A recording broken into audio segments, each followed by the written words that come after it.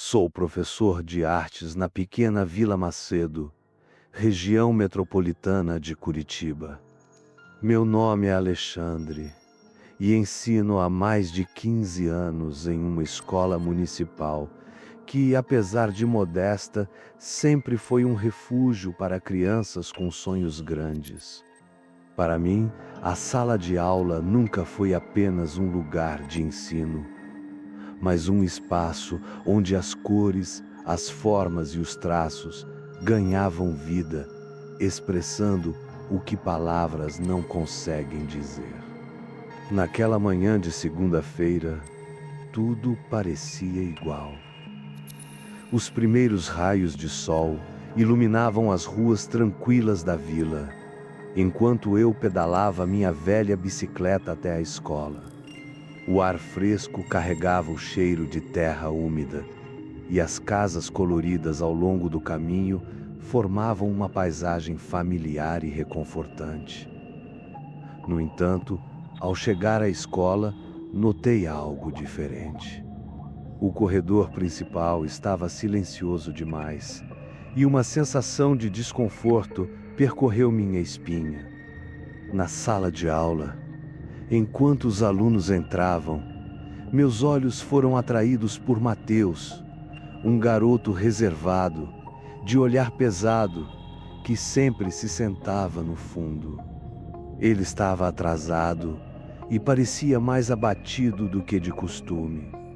Quando finalmente chegou, havia algo nele que me fez hesitar. Sua pele estava pálida, quase doentia, e seus olhos. Havia algo de errado com eles. Não era tristeza ou cansaço, mas um vazio profundo, como se algo dentro dele estivesse quebrado. Mateus, você está bem? Perguntei, tentando soar casual, mas preocupado de verdade. Ele apenas balançou a cabeça, murmurando um menos sim quase inaudível. Durante a aula, ele permaneceu imóvel, encarando a folha em branco diante dele, enquanto os outros alunos pintavam e conversavam. Mateus parecia estar em outro mundo. Foi quando percebi. Seus lábios estavam se movendo, como se sussurrasse algo.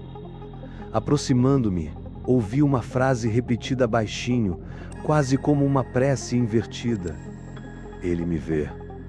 Ele me chama. Ele está aqui. O que você disse? Perguntei, assustado. Mateus ergueu os olhos lentamente. Seus lábios pararam de se mover, mas o olhar dele não era mais o mesmo. Era como se alguém ou algo estivesse olhando para mim através dele. Nada, professor disse, com uma voz estranhamente firme. No restante da aula, não consegui tirar os olhos dele. Em determinado momento, enquanto eu recolhia os pincéis, ouvi um som metálico vindo do fundo da sala. Olhei na direção de Mateus e vi que ele havia deixado cair uma pequena lâmina no chão. O que é isso? Perguntei, tentando não soar alarmado. Ele não respondeu. Apenas saiu da sala quando o sinal tocou, deixando a lâmina para trás. Peguei o objeto e percebi que estava gravado com símbolos estranhos, que eu não reconhecia, mas que me causavam arrepios. Depois daquela aula, tudo começou a mudar. Mateus ficava cada vez mais estranho. Ele passava longos minutos encarando os cantos da sala, como se estivesse vendo algo que ninguém mais podia ver.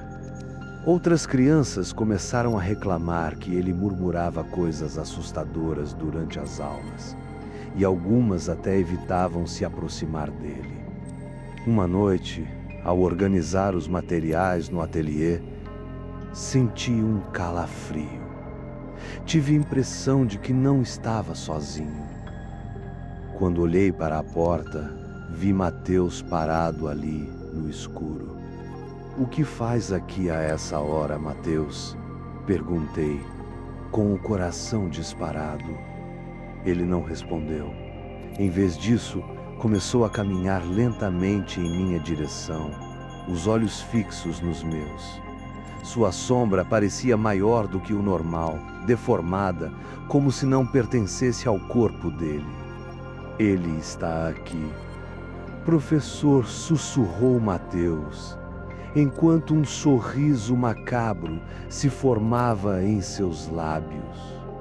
Antes que eu pudesse reagir, as luzes começaram a piscar, e um vento gelado atravessou a sala, derrubando pincéis e cavaletes.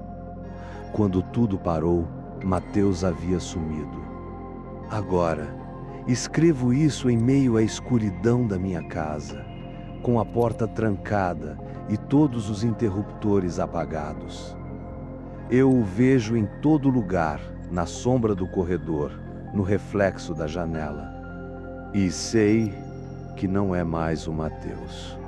Algo o controla, algo antigo e maligno. E agora ele me escolheu.